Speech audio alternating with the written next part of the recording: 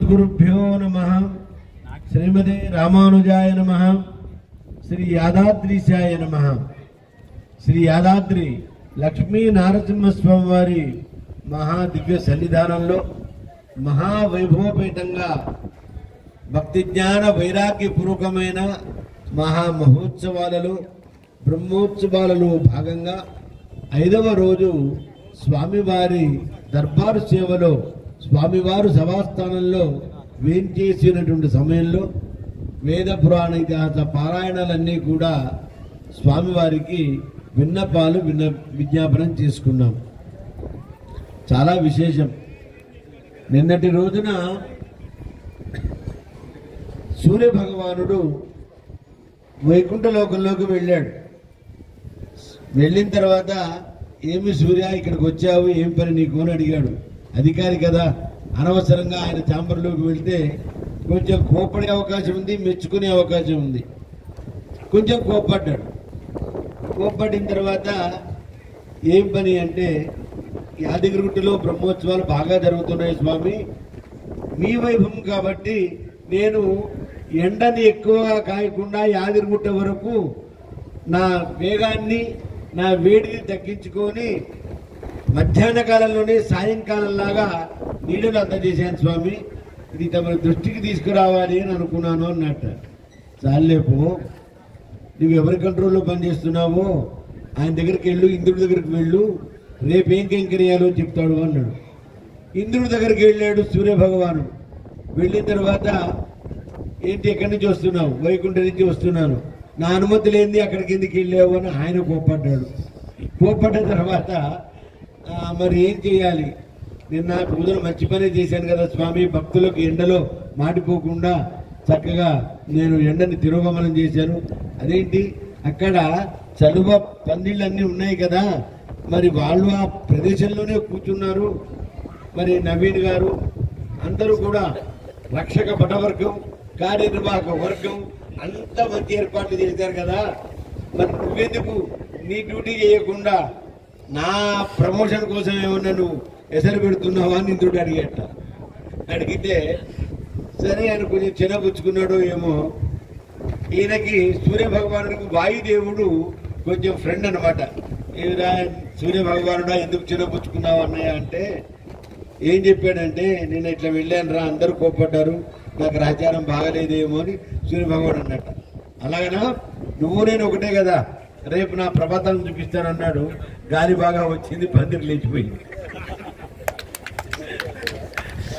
తర్వాత సూర్య భగవానుడు నా డ్యూటీ నేను చేయాలి కదా అని ఎండ ఎక్కువ పెట్టాడు. మరి దీని ప్రభావం రేపెట్లిందో చూడాలి. ఎంత సన్నివేశం అండి, ఎంత సన్నివేశం. హే గోపాలక హే, హే కృపాజలనిదే, హే సింధు కన్యాపతే, హే కంసాంతక, హే గజేంద్ర కరుణ పారీణ, హే మాధవ, హే రామానుజ, హే జగత్రయ గురు, హే పుండరీకాక్షమాం, హే గోపీ జననాద పాలయ పరం జానామి నత్వాం విన. స్వామి కృష్ణస్తు భగవాన్ స్వయం. ఆ కృష్ణుని యొక్క దివ్య లీల వినోదమంతా కూడా మనము గ్రహించలేమండి. చెప్పాలంటే నోరు చాలదు. ఈ శ్రీకృష్ణుడు ఎలాంటి వాడయ్యా,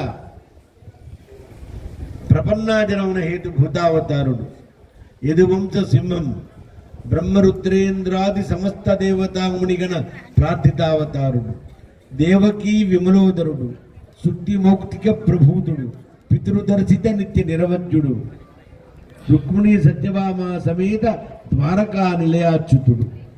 అలాంటి స్వామి యాదగిరిలో తన కృష్ణ తత్వాన్ని నిరూపించుకొని భక్తులందరికీ కూడా కనువిందు చేయాలని మురళీ కృష్ణుడిగా మనకి దర్శనమిస్తున్నారు. ఆయన చేతిలో ఏముందండి, మురళి ఉంది.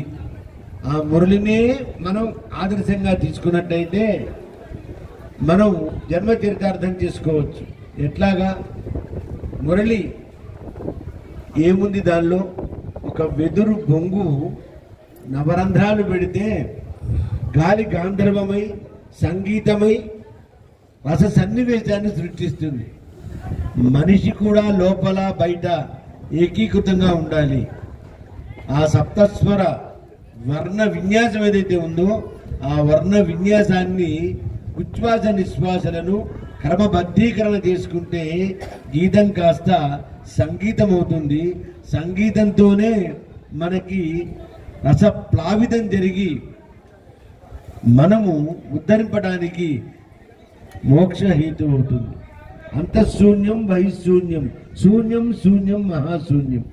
దీన్నే వేదాంతమయ పరిభాషలో చెప్పాలి అంటే పూర్ణమద పూర్ణమిదం పూర్ణాత్ పూర్ణ విముచ్యతే పూర్ణస్య పూర్ణమేవాయ పూర్ణమేవా వశిష్యతే.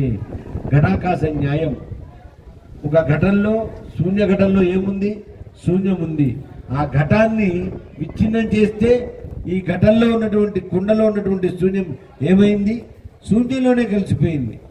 కలిసిపోయినందువలన తక్కువ కావటం కానీ, కుండలో ఉన్నప్పుడు ఎక్కువ కావటం కానీ తక్కువ కావటం కానీ కాలేదు. సముద్రంలో ఒక చెంచా నీళ్లు పోస్తే ఏమి పెరగదే, తీస్తే తరుగుతుందా? తరగదే. మానవుడు కూడా ఆటుపోట్లను తట్టుకొని జీవనాన్ని స్థితప్రజ్ఞంతో ఉండాలని గీతలో చెప్పాడు. ఏంటా గీతలోని సారాంశం? మాత్రాస్పర్శాస్తు కౌంతేయ శీతోష్ణ సుఖదుఃఖాదయ అగమా పాయినో నిత్యాస్తాం క్షితీత స్వభారత. కష్టం వచ్చినా సుఖం వచ్చినా సమతుల్యమైన మనసుతో ఉండు. క్షేత్రే క్షేత్రే ధర్మం కురు, ధర్మక్షేత్రే కురుక్షేత్రే. ఎక్కడ ఉంటావో ఆ ధర్మాన్ని మాత్రమే పాటించు అని చెప్పి శరణాగతి చెప్పాడు. సర్వధర్మాన్ పరిత్యజ్య మామేకం శరణం వ్రజ అహం త్వా సర్వ పాపేభ్యో మోక్షయిష్యామి మా శుచ. నన్ను కనుక శరణాగతి కోరితే నీకు మోక్షం ఇస్తాననేటువంటి అర్థం పరమార్థంతో కూడినటువంటి అర్ధ వైచిత్రి అలంకారాన్ని మురళీకృష్ణుడిగా సేవించి ధరిస్తున్నాం. మనందరి జన్మ ధన్యమైంది. ఇలా వైభవాలను మనం కొనసాగింపజేసుకుందాం. స్వామిని చేర్చి దర్శించి తరిద్దాం. స్వస్తి.